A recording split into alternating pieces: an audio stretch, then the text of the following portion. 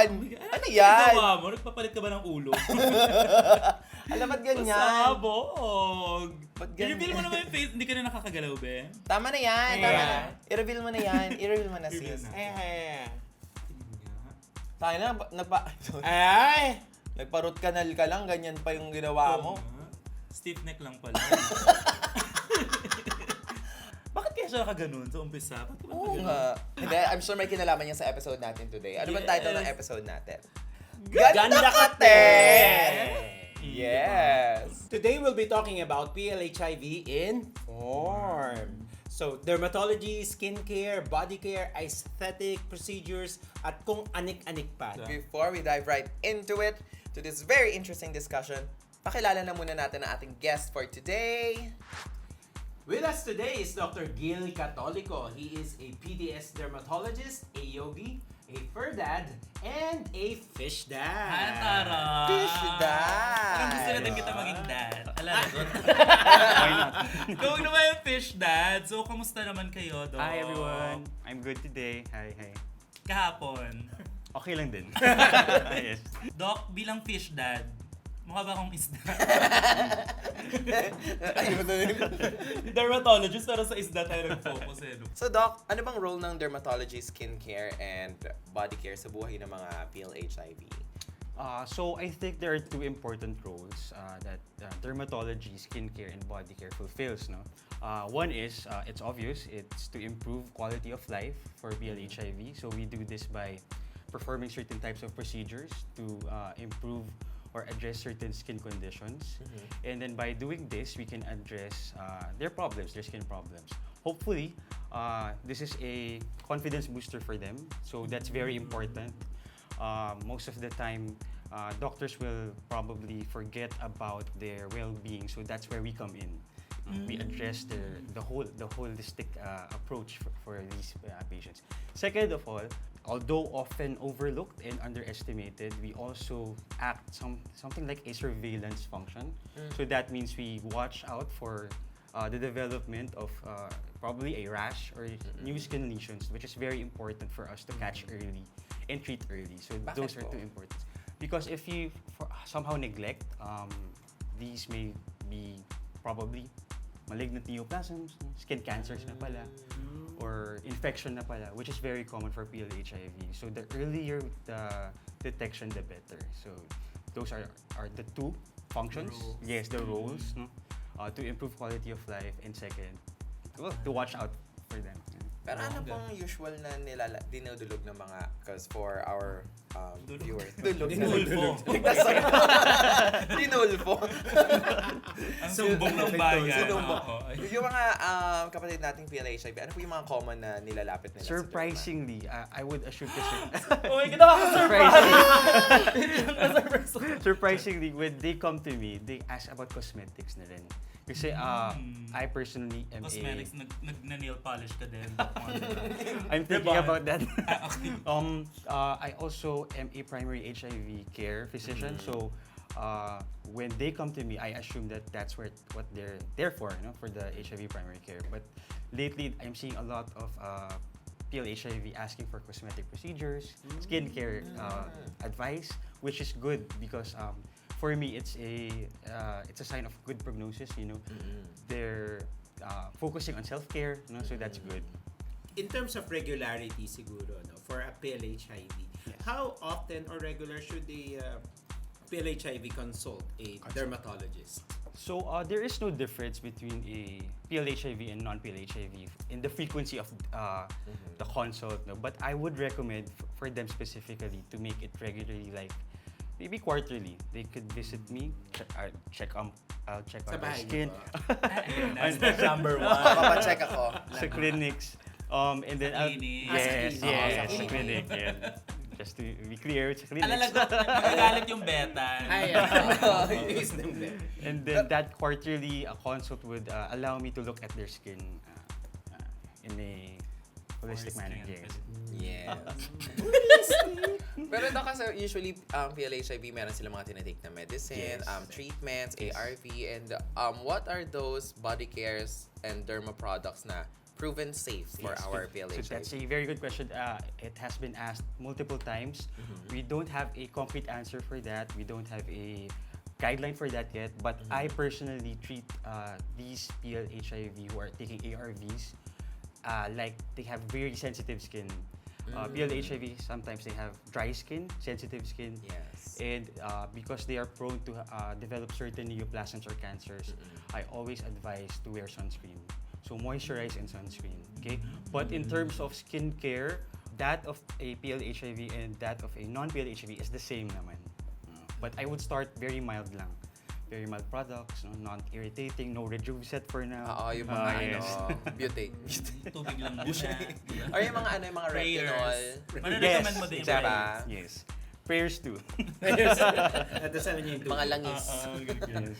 Pero yung sa mga, when it comes to cosmetic procedures, I'm just quite curious Yes. because we know that for PLHIV, we are careful with bodily fluids, right? Yes. So kapag may mga halimbawa, papagawa ng ilong or Yes. papaano, is there any special treatment when they undergo surgery, knowing that people within the medical field have exposure to the fluids? There is no special procedure. We just have to perform a history and physical examination prior to that procedure to ask about that status because they need to disclose that to us, being the primary care and the surgeon for that procedure, because we will be more careful in, for example, needle prick injuries. Yes, Yeah, that's it. correct. But there's no difference. Anyway, may confidentiality Yes, naman talaga. yes, definitely. Yes. Siyempre, kahit naman PLHIV ka, yung iba gusto pa rin magpaputi, ganyan. Pwede ba silang mag-gluta, Doc? So our stance with IV glutathione is we do not recommend it. Okay, so first and foremost, it's because there is no proven benefit. The whitening that some patients claim to happen is not consistent, no?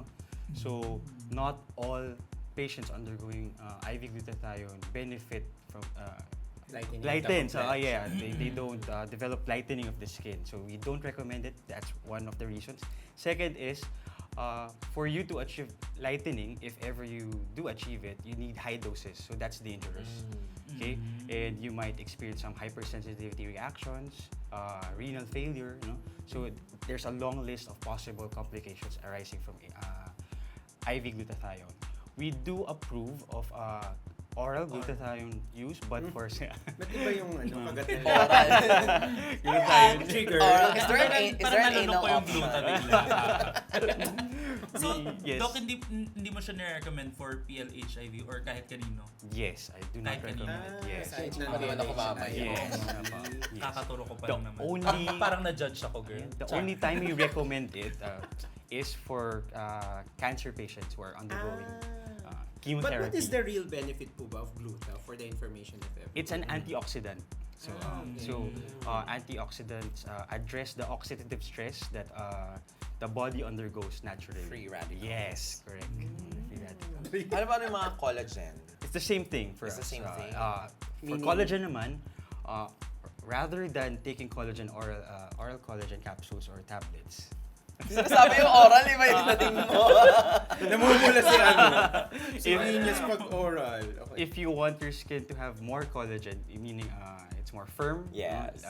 it's not sagging like in aging. So Wag na banana. Bastos ka. Aging down, sis. we prefer the proven treatment procedures such as microneedling, laser resurfacing, yes, which produces collagen, yes. And So that's yung mga proven. nakikita namin sa TikTok, for example, ang dami nagkalat eh. Ito, Yes. inumin mo yan. Yes. What can you say about that? Well, With if you have collagen, if you have the budget for it, why not? But the benefits are probably not. No, it won't provide Oral you the to. benefits. Oral. Oral collagen. Anal.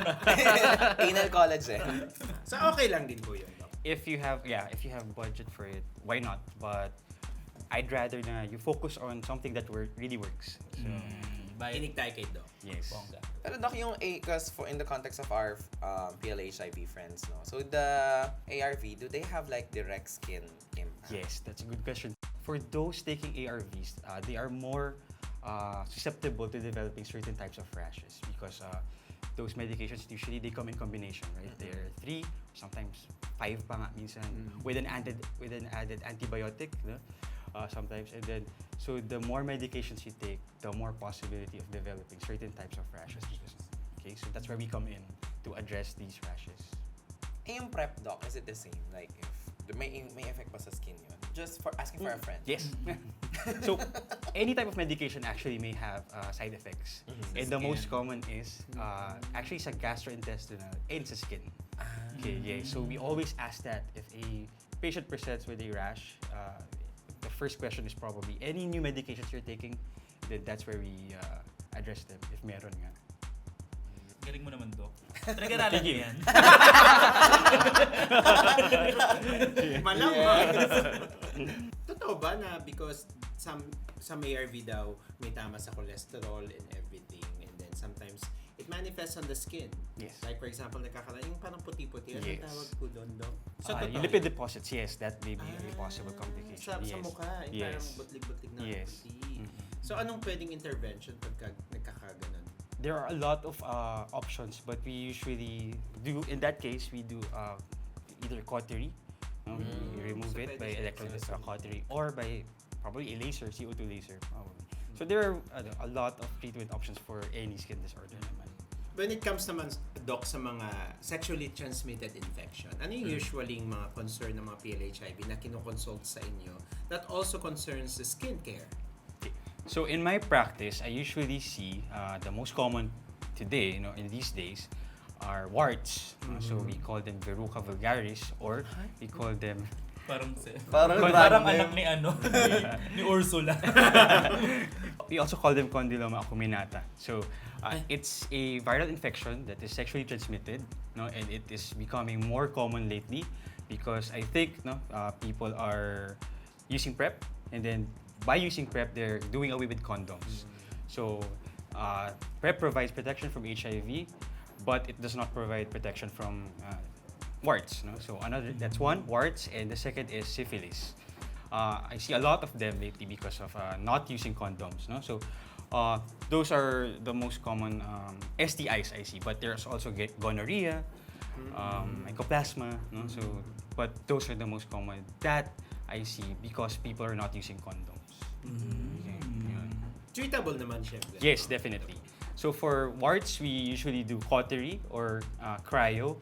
And then for syphilis, it's a bacterial infection, so we just give antibiotics for that. So, but it's really important that we detect them early because pwedeng kumalat, pwedeng lumaki yung lesions, and then they might infect other partners, for example. Ganun. Bongga! Dami na namang nating na-pick up ngayong araw. Yeah. Thank you so much for sharing those expert advice to us. Pero Doc, bago ka umalis, jumoin ka muna sa amin, okay? Kasi ngayon marami tayong mga... Tawang-tawa naman ako. Yeah, so maglaro muna tayo, Doc. Ay, dahil dyan, let's pause at maglaro ng... Ano yung nakabaka?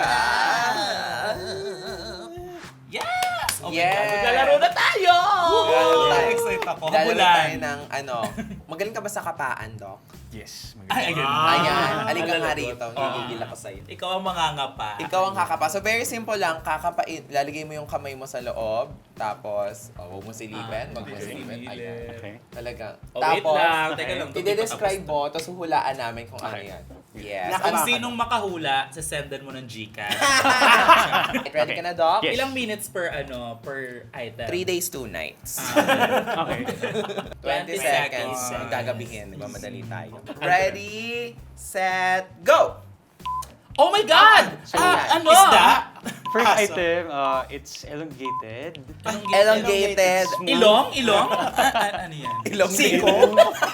Elongated. May ilong dyan. It's Mahaba. around It's 20 round. centimeters, I guess. 20 centimeters. 20. I-inches na lang po, inches na lang. Hinap yung centimeters. Paki-round off. Round. And then, at the end, I can Elongated. palpate something. Hotdog! Hotdog. Hotdog! Hindi. Hotdog. Banana? Talong. Ano? Time is up. Kukunin. Ano yan? Ano yung book? Vibrator? So it's a sex toy. Oo. I don't even know what it's called. Oo, ano siya? God damn it! Ang galit. Okay, akin na to. Sinusubo yata yan. Paano to ginagamit pala? Subo mo. Pero sa ako, inaano mo talaga. Wala na. O, next item. O, akin na yan next item. Char. Mga kung ano lumabas dyan. Yung sa'yo gamit na. Second item, Oh also my God. elongated, more Ilang uli? thicker, more thicker than Ilang the first one. syllables? Thicker dildo. Dildo. It's corrugated. Humps? It's Corrugated. It's dry, like it's Pakinggan mo dry. kasi It's explanation. dry Corrugated. daw. It's dry. It's dry. Ang palaya? Pussy? Ang palaya? Ang palaya? Ay, ang galing! Sa'yo na yan! Wala na ba yan? Sa'yo na yan. Okay, next. Ilang items to?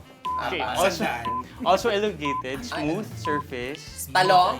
Oy, gumagaling. I love it. Espadaan tayo, be. Dumadami na. Wait lang, talo. Siski. Okay, one more. One more lang. Ay, may ensalada tayo. mamaya. Dildo! Patola. Uli. Saging. Also elongated. Titi ng manok. Feels like plastic. Feels like plastic. It's fantastic. Dildo. Feels like plastic. Viñas. Plastic. Merch ko yan. Yes, plastic. Iba. It has Patola, a base that upo. has a suction type. Suction base. type. Suction. Stethoscope. May Stethoscope. Viñas nga. Ano? Ano Dildo. tawag? Suction, kinaya mo yun? Ano yun? Pang-bento sa bayan. Ano ta? Ito Ay, yan. oh my God! Ang ganda niyan. Pwede ba yan o vagina? Hindi, sige, sa inyo ng talong. Masama loob mo. Salamat, Doc. Sure. Ano natin dito si Doc. Oh my God! Ang sayo naman ng game natin. Ang saya. Parang gusto ko pang kumapa. Dok, pwede ba? Nakakagana nga eh. Nakakagana bigla magpaganda. Ay, Yeah. And lalo na because there are actually benefits na we only discovered today. Today. It's good that you really consult the opinions and the expertise of dermatologists. yes, Gaya ni Doc pasabog. Guill. Kaya naman, thank you, Doc, so much. Ang galing ni Doc, mga pa. Thank you, thank Diba? you. Tara na pagpaganda lalo, di ba? Yes! Darn. Yes, nakakaloka. Now, before we officially end our show, mag-rewind muna tayo sa mga napagtsikahan natin today. Ako na, hindi ko natutunan yun kanina, ha? In fairness. Yes, sige nga, ano natutunan mo? Madami. Enumerate. Unang-una, pass. Hindi, di ba? Ayun nga daw, nakakadagdag talaga ng confidence ang ang pagdaan ng bumubusina sa labas. Kasama talaga yan. Ayun na, ayun na yung service Mga hamon ng natin. buhay. Hindi, ang galing ni Doc, no? Ang dami niyang alam. But seriously, guys, no, ang maganda kanina sa napag-usapan natin is that although we talk about inner beauty, it's also good that we also attend to our outer beauty because, for example, si Doc Guill kanina, no, as a dermatologist, hinighlight niya, ayun na naman yung highlight.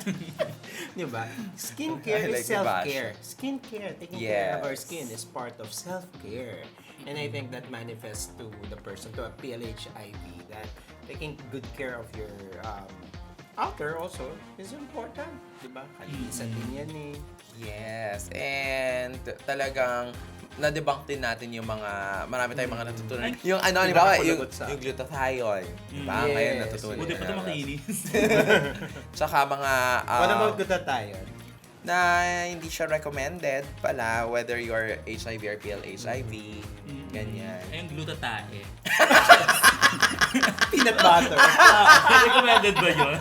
Yes, and also parang yung mga treatments, yung mga procedures, parang actually you can just, ito naman talaga yung inaano, we encourage them na parang you take care of yourself just as you would kahit na whether you have HIV or not, parang you take care of yourself talaga. That's true.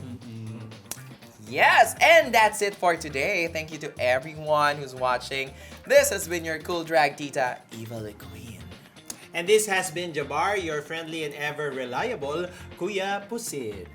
At ako naman po ang pambansang bunganga ng Pilipinas, Viñas DeLuxe.